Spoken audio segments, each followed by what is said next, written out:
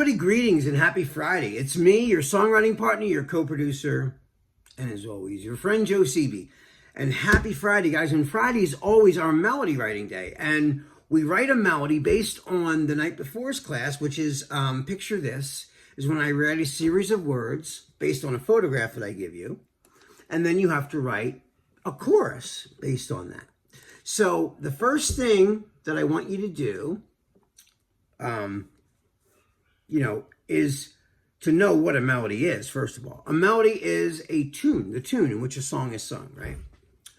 Happy birthday. Da da da da da da da da da da da da da da da da da da da. That's the melody. That's the tune to Happy Birthday. That's not lyrics.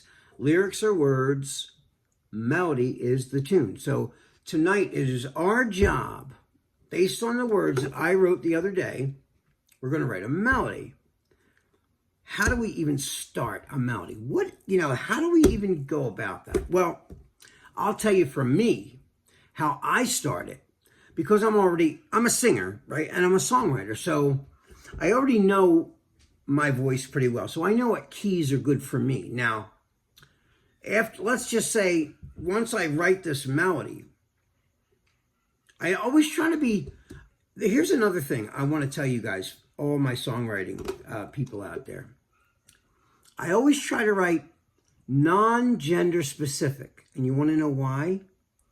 Because if I want to get this song placed with a female artist, I can do that. Or if it's a male artist, I can do that. If I have too many girls and babies in there, or like, how many times, girl, did I tell you? It just becomes, then it becomes a guy song.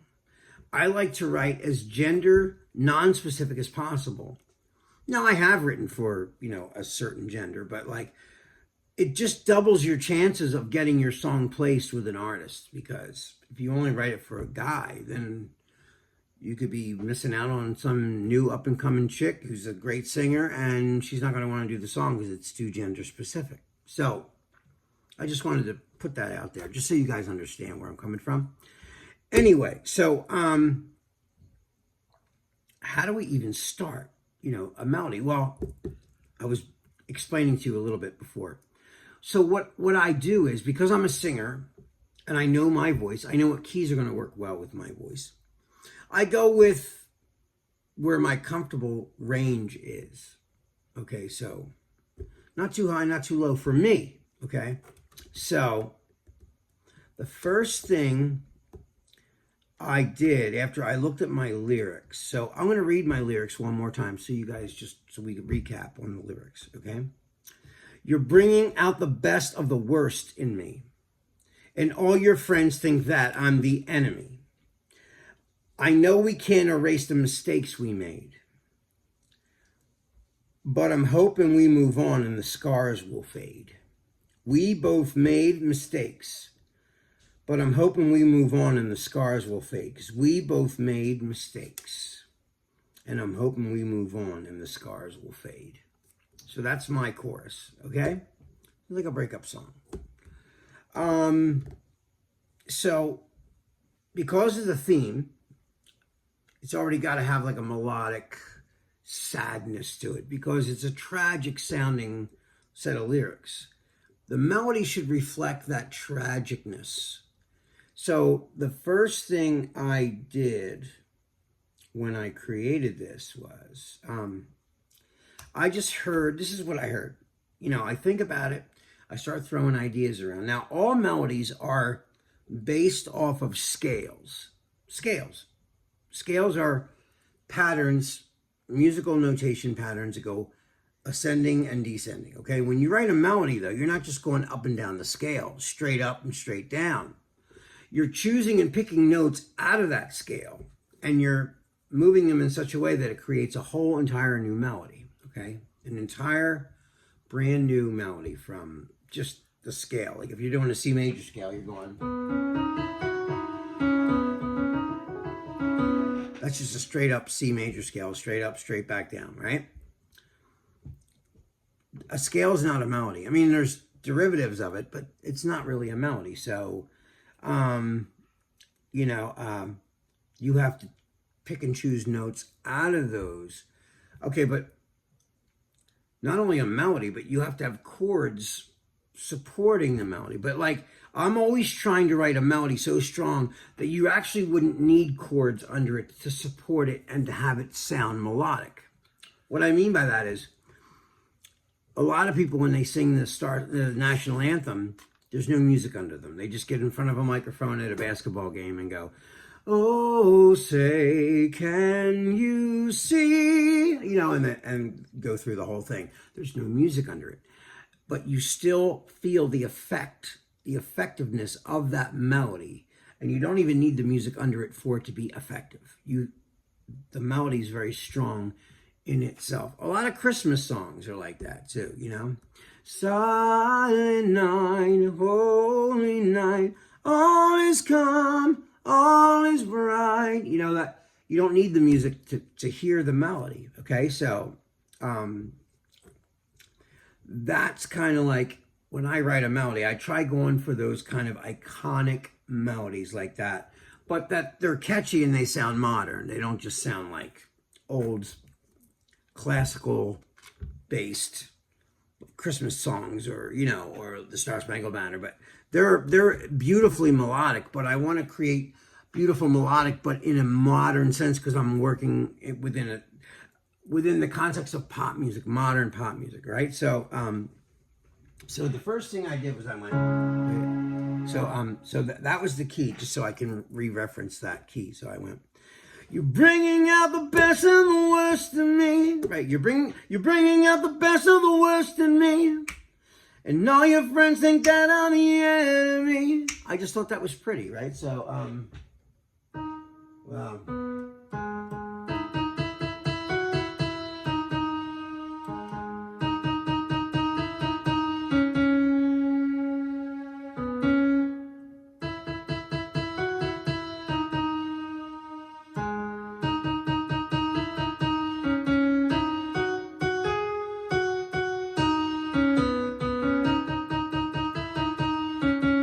So that's the melody that I was hearing. So I was going, okay, so now that took a while, right? So that is, we're going, like I said, we're going, that's D minor to C, and then I'm going to A to G. I just thought that was pretty. It sounded pretty, and it sounded desperate. And that's why I picked those chords, right? I went, "You're bringing out the best of the worst in me, and all your friends think that I'm the enemy. I know we can't erase the mistakes we made. I'm hoping we move on and the scars will fade." Right? I like that dichotomy between those, right? And then I go, "We both made mistakes, but I'm hoping we move on and the scars will fade. We both made mistakes. I'm hoping we move on and the scars will fade." So that's the whole melody that I wrote right now. So, right?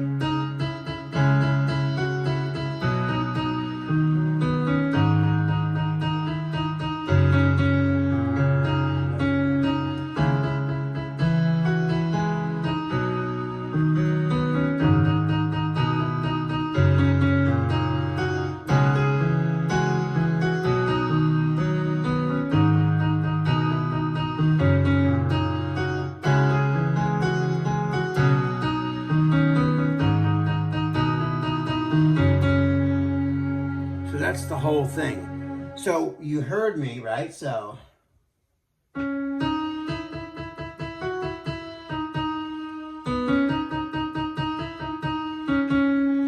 that's the basis of the melody.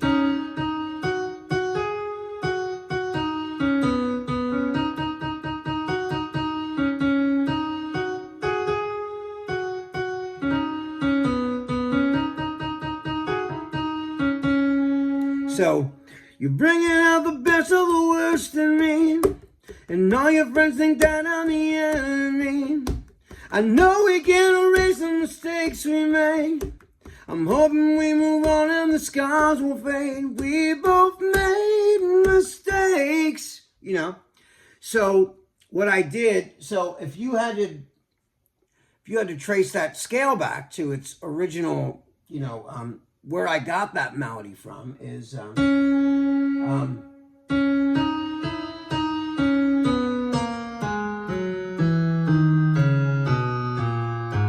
it's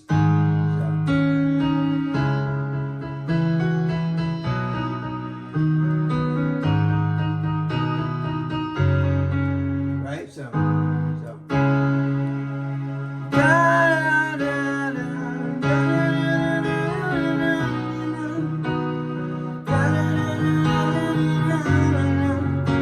that's